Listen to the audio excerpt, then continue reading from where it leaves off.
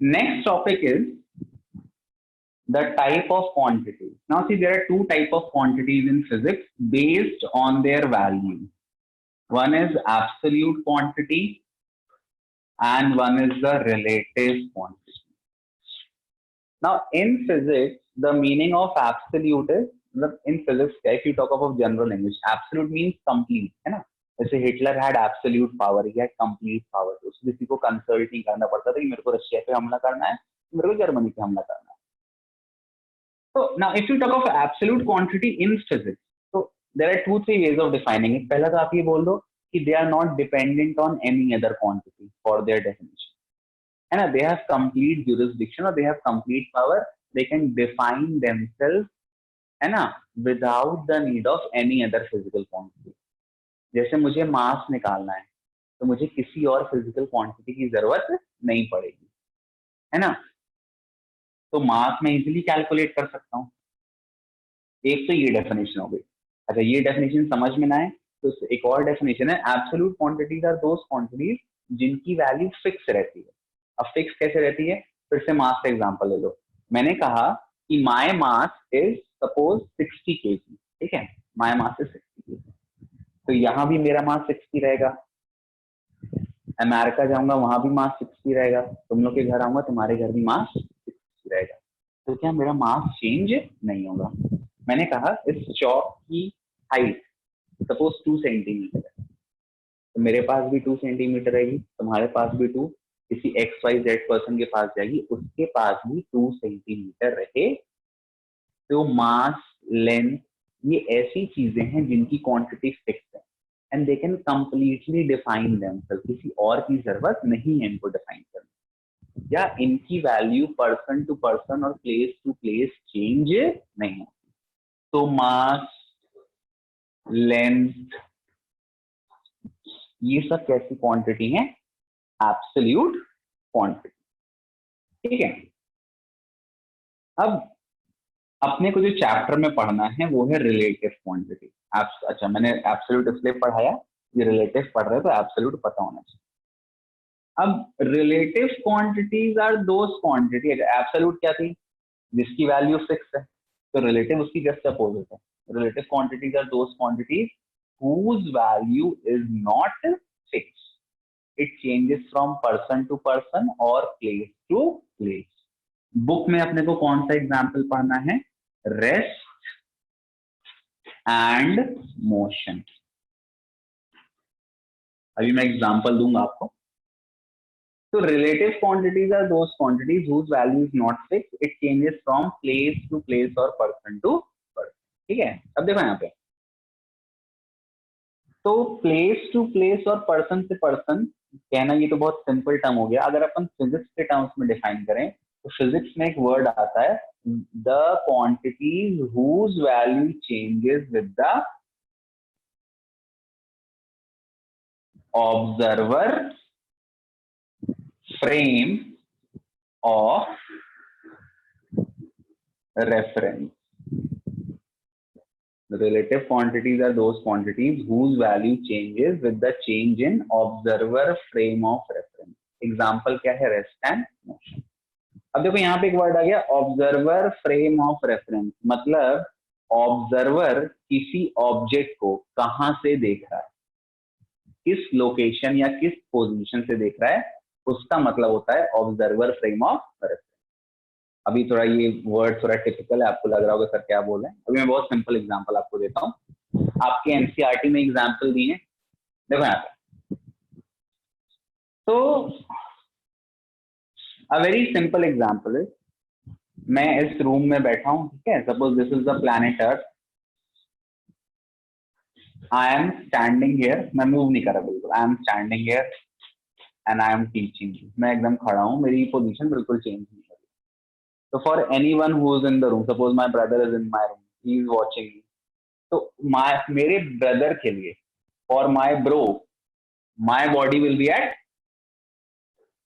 rest, क्योंकि मैं बिल्कुल मूव नहीं कर रहा, मैं ऐसे का ऐसे ही खड़ा हूँ. ठीक है. अब सपोज यहाँ पे एक एलियन प्लैनेट है, बहुत दूर कोई भी प्लैनेट है XYZ. यहाँ पे कोई एलियन खड़ा है, ठीक है? जादू खड़ा है, मान लो जादू है ये. जादू मेरे को टेलीस्कोप लगा के देख रहा है बहुत बड़ा, ये जादू मेरे को देख रहा है टेलीस्कोप लगा के। नाउ व्हेन जादू will watch me, what will happen since he is very far away from me, उसको तो पूरा अर्थ और मैं दिखूंगा। अब हो क्या रहा है, earth is continuously rotating and revolving on its orbit.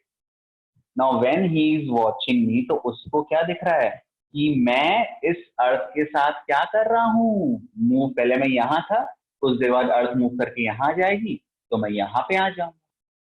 तो for my bro who is sitting in the room, उसके लिए my body is at rest. Video में भी अगर मैं खड़ा हूं ऐसे चुपचाप, तो तुम लोग को मैं रेस्ट में दिख रहा हूँ। But for an alien who is watching me from outer space using a very highly magnified telescope, for him what is happening, my body is moving along with the earth, therefore for him my body is in motion. तो यही होता है observer frame of reference. पहले observer का frame of reference क्या था, my brother is sitting in my room, तो मेरा कमरा है फ्रेम ऑफ रेफरेंस।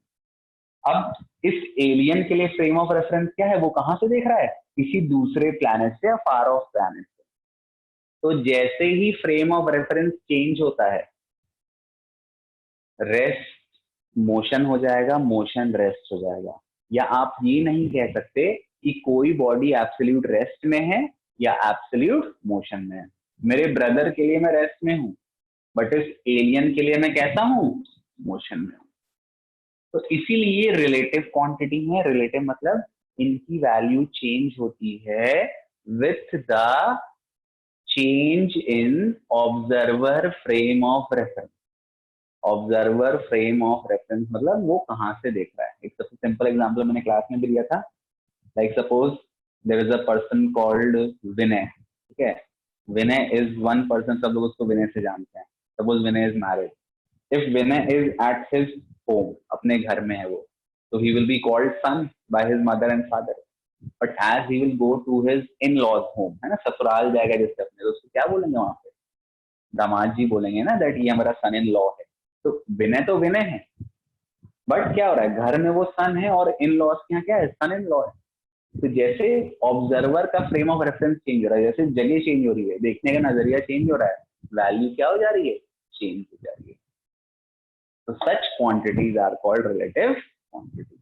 और सबसे सिंपल एग्जांपल क्या है, रेस्ट और मोशन, है ना। For my brother I am at rest, for this alien my body is in motion.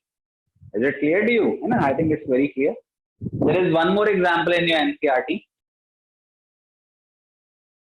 जो बहुत अच्छा एग्जाम्पल है। If you have read the NCERT, you will come to know. Suppose this is a bus. सभी लोग बस या auto में या वैन से आते हो ना स्कूल, ये बस है। यहाँ ड्राइवर भैया सिटिंग, और यहाँ पे आप बैठते हो और बस चल रही है, ठीक है। Suppose the bus is moving in this direction. अब ये सपोज कर लो कि ड्राइवर भैया और आपके बीच का डिस्टेंस 2 मीटर है, सपोज कर लिया। अब भले ही बस चल रही है, बट क्या ड्राइवर भैया और आपके बीच का डिस्टेंस चेंज हो रहा है, नहीं हो रहा। इट इज 2 मीटर, आप जहां बैठे आप वहां बैठे हो और driver is sitting in his own seat.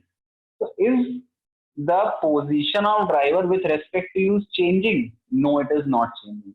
और जब पोजीशन चेंज नहीं होती है, तो बॉडी को अपन क्या बोलते हैं, the body is at rest.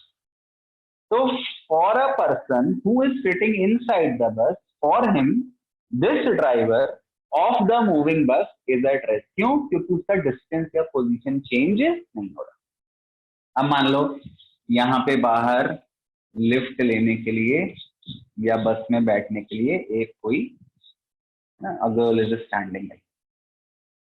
अब ड्राइवर को जो भी लगा बस फुल थी या समथिंग, तो ड्राइवर ने बोला कि मैं इसको बस में नहीं बैठाऊंगा, मैं बस सीधे निकालूंगा, रोकूंगा नहीं। अब क्या हुआ, अब ये आपकी girl who is standing outside the bus, she is watching the driver. पहले उसकी पोजीशन ली, अब ड्राइवर ने बस नहीं रोकी, बोला भैया मेरे को नहीं रोकना। कुछ समय बाद बस यहाँ पहुंच गई, ठीक है। अब ड्राइवर यहाँ आ गया, ये बेचारी तो वहीं खड़ी है। पहले ड्राइवर यहाँ था, अब ड्राइवर यहाँ आ गया। इसके रेस्पेक्ट में for a girl who is standing on the road outside the bus, उसके रेस्पेक्ट में what is happening, the position of the driver is changing. तो इस गर्ल के लिए, फॉर दिस नारी, what is happening, the position of driver is changing, मतलब इसके लिए ये ड्राइवर कैसा है, मोशन में है। लेकिन अगर आप अपनी कंडीशन देखो, आप अभी भी वहीं बैठे, आपका डिस्टेंस अभी भी ड्राइवर से 2 मीटर है, तो आपके लिए ड्राइवर भैया कैसे हैं, रेस्ट पर। अब ये डिफरेंस क्यों आया, आप बस के अंदर बैठे हो और वो बेचारी धूप में बस के बाहर बैठी है, तो क्या हो गया, observer frame of reference change हो गया। आप लोग ऑब्जर्वर हो ना, फ्रेम ऑफ रेफरेंस मतलब कहाँ बैठ के देख रहे हो, तो फ्रेम ऑफ रेफरेंस चेंज हो गया। So this is what rest and motion are. They are relative because the frame of reference changes. ये ध्यान रखना, रिलेटिव क्वांटिटी क्यों है, क्योंकि जैसे ही फ्रेम ऑफ रेफरेंस चेंज होता है, रेस्ट और मोशन की वैल्यू क्या होती है, चेंज हो जाती है। किसी के लिए एक बंदा रेस्ट में हो सकता है, लेकिन किसी के लिए वही सेम इंसान कैसा हो सकता है, मोशन में हो सकता है। एक और एग्जांपल ले लो, ट्रेन चलती है, ट्रेन में बैठे हो ना, एज यू आर पासिंग, है ना, गांव पड़ते हैं, विलेजेस पड़ते हैं, फील्ड्स पड़ती हैं, बहुत सारे पेड़ आते हैं रास्ते में। Now the train is moving fast in the forward direction with a very high velocity. आपको क्या फील होता है, that the trees are moving back, you feel that the trees are moving back, तो आपको ट्रीज मोशन में लगते हैं। But अगर कोई बंदा यही पेड़ के बगल में खड़ा हो गया, आराम से पेड़ के नीचे सो रहा है, तो उसके लिए ट्री कैसा है, रेस्ट में। फिर से ये डिफरेंस क्यों आया, क्योंकि दोनों का फ्रेम ऑफ रेफरेंस क्या है, अलग। तो this is why rest and motion are relative quantity.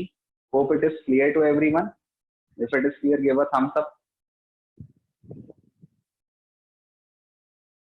Clear है सभी को? ओके, देखें कौन कौन चैट दे रहा है। तनिष्का, इसको क्लियर है, ऋषि को क्लियर है।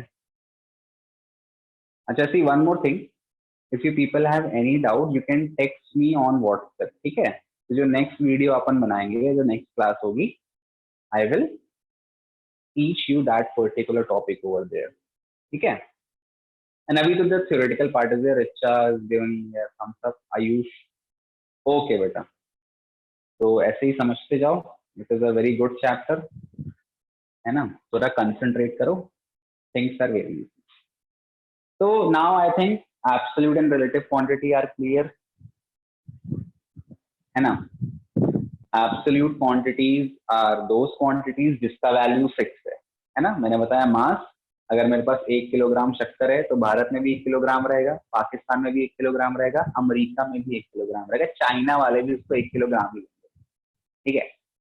बट रेस्ट एंड मोशन में क्या हो रहा है, इनकी वैल्यू चेंज हो रही है with the change in observer frame of reference. तो ये कैसी क्वांटिटी हो गई, रिलेटिव क्वांटिटी। तो एब्सोल्यूट मतलब वैल्यू फिक्स है हर जगह, रिलेटिव मतलब वैल्यू चेंज होती है with the change in observer frame of reference, ठीक है। Now we will proceed further. अब देखो एक सवाल आता है 1 नंबर का कई बार पेपर में, कि can you say that an object is at complete rest और कंप्लीट मोशन। तो आपका आंसर क्या रहेगा, no, we can never say that whether an object is at complete rest और इन कंप्लीट मोशन, ठीक है। अब नेक्स्ट टॉपिक जो अपन पढ़ेंगे, बेस्ड ऑन डायरेक्शन। अभी तो वैल्यू की बात कर रहे थे कि वैल्यू फिक्स है कि नहीं है। अब डायरेक्शन के बेसिस पे अगेन फिजिकल क्वांटिटीज और ऑफ टू टाइप, एक होता है स्केलर और एक होता है वेक्टर। अच्छा, before teaching scalar and vector, one thing मैं भूल गया, एक वर्ड आता है magnitude of a physical quantity. Direction तो शायद सभी को पता है कि ईस्ट जा रहा है कि नॉर्थ जा रहा है, एक वर्ड आता है मैग्नीट्यूड, है ना, बहुत लोग को नहीं पता होगा। देख लो एक बार, if I am saying magnitude, suppose मैंने कहा कि मेरा मास है 60 kg, although it is not 60, but I can hide it. Suppose I am saying the time is 10 a.m.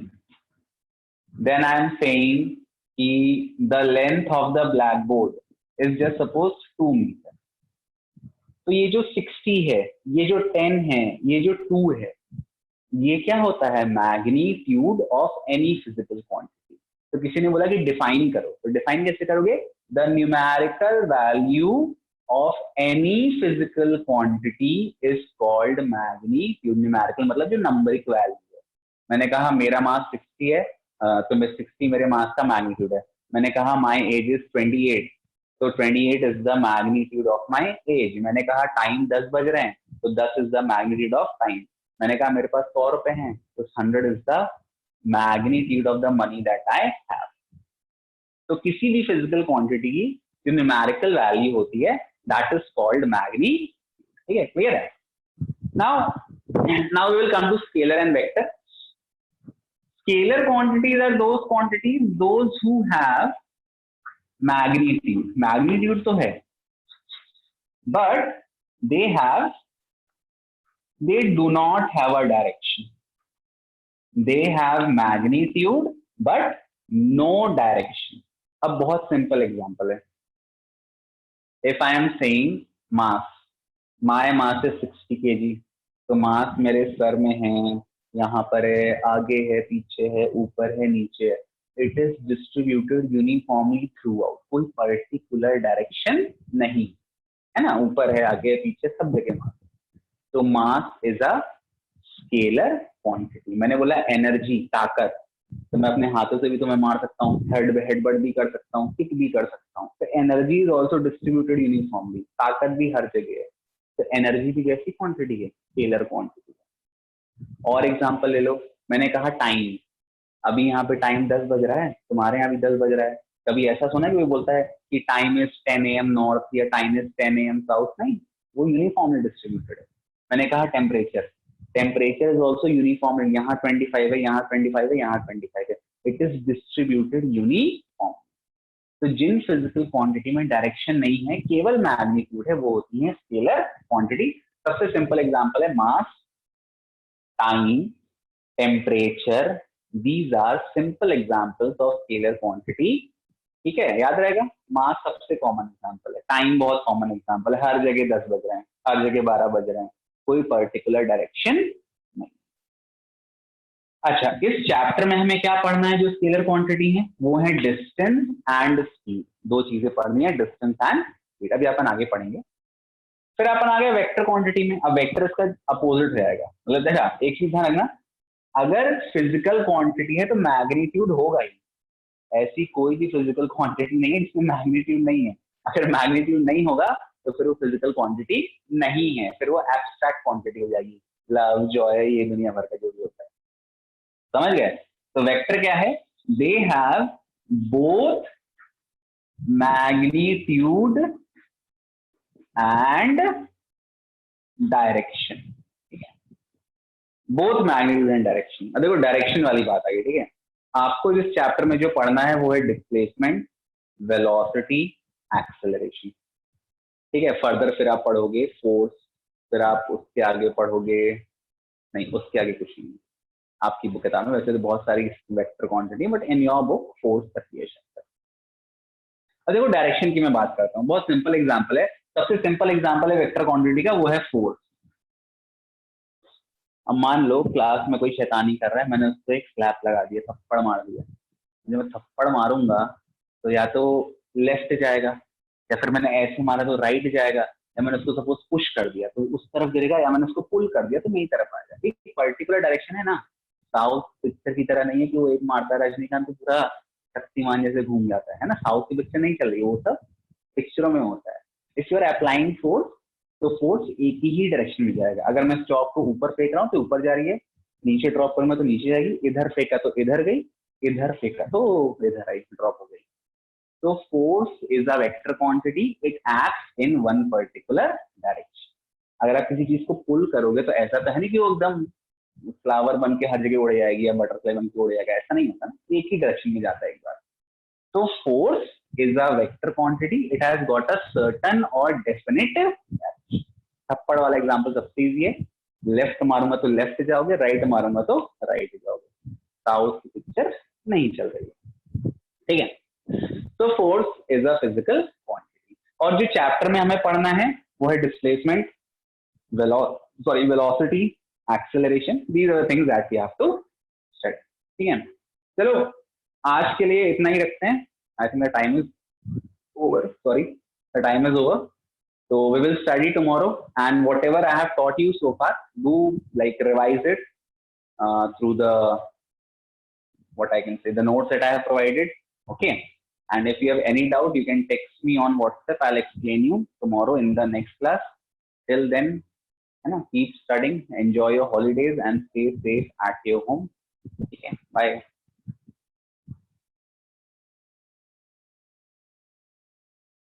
Thank you to everyone. Welcome, welcome. Sorry, I'm saying thank you. Welcome everyone. Yes, Tanishka, Nikki, Someshwar. Thank you, beta. पढ़ना घर में आपको, ठीक है? If you have any doubt, do text me. Okay, bye. Welcome.